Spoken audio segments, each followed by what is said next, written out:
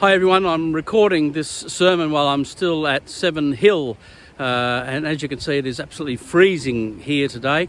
It's unlikely that we will be back together by the 8th of August when I'm due to share with you a sermon on John chapter 6. So I thought I'd take the opportunity to share a couple of reflections that I've had during this time on Jesus being the bread of life. Jesus said, "I am the bread of life. Those who come to me will never be hungry, and those who believe in me will never be thirsty."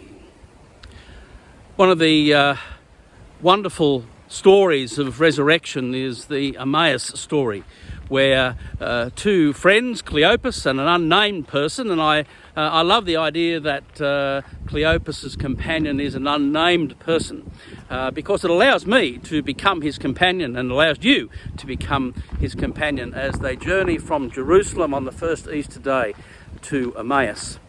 And we know the story that as they journey along, a stranger joins them and begins to talk to them about the scriptures and how the law and the prophets point to the Messiah and help them to understand what that means. When they approach Emmaus, it appears that the stranger is intending to go on further. And one of the things I like about this story is that they realise that they want to be with this person. They don't want him to leave. They don't want him to go on. They want him to stay with them. And of course, that's one of the important things to notice when we come to walk with Jesus is that desire to be with him, that desire to have him stay with us. And so they ask him to stay for the night.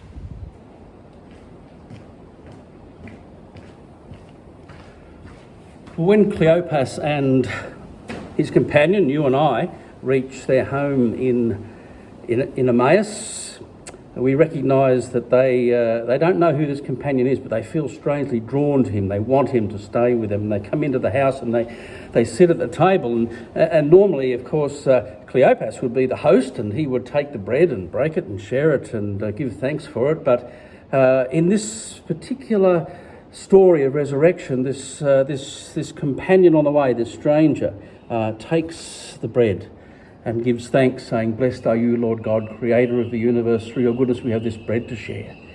And he breaks the bread. And it is in that action that they have seen Jesus do so many times before that they recognise the stranger to be the risen Christ. And in that moment of recognition, we are told that he disappears from them. But I think that he only disappears from them because he becomes the bread.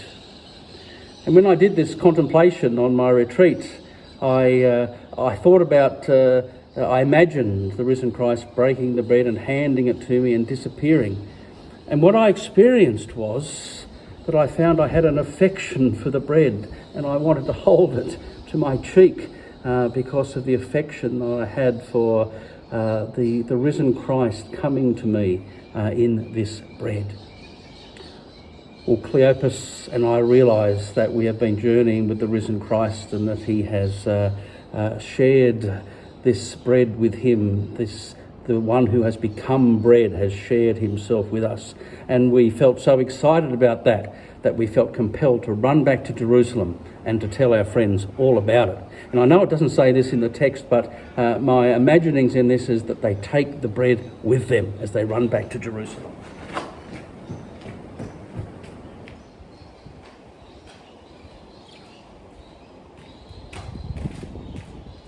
And so when they make it back to the room where the disciples are gathered in Jerusalem, they discover that they have also heard the news that Jesus has risen and that he has appeared to Simon. And so they share their story as they walk to Emmaus, how this stranger accompanied them and how their hearts burned within them as he spoke to them about Moses and the prophets, and how when they sat down to dinner he broke the bread with them. And that he disappeared, but in his disappearing he became the bread. And so they began to break the bread off and to share it with their friends and say, "Jesus said, I am the bread of life. Anyone who comes to me shall never be hungry, and everyone who believes in me will never be thirsty." For For the next part of our reflection, we come to John chapter 21 and stand beside the Sea of Tiberias. Okay, I know it's not the Sea of Tiberias, it's a dam, but it'll do for us. And in John chapter 21, Jesus meets Peter by the side of the sea and says, "Do you love me?" "Yes, Lord, you know that I love you. Feed my lambs." "Do you love me?" "Yes, Lord, you know that I love you. Tend my sheep." "Do you love me?" "Yes, Lord, you know everything. You know that I love you. Feed my sheep." So what does it mean when the one who has become bread, the risen Christ, comes to us and says, "Feed my sheep"? The calling, of course, is for us to become bread as well. Jesus says, "Those who come to me will never be hungry, and anyone who believes in me will never be thirsty." Well, I was sitting here on this water trough pondering what it means to become bread for others, become food for others, and pondering how we can do that without being totally consumed ourselves. And of course the answer is to be in the one who is bread, the one who continually feeds, the one who continually waters.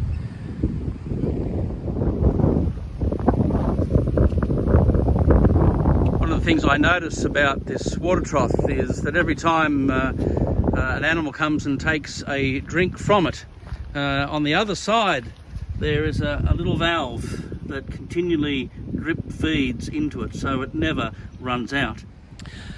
And that's what it's like for us when we are in the one who has become bread, and we can say truly in our lives that I have become bread, that we are in the one who says, "I am the bread of life. Anyone who comes to me will never be hungry, and anyone who believes in me will never be thirsty." God bless you all.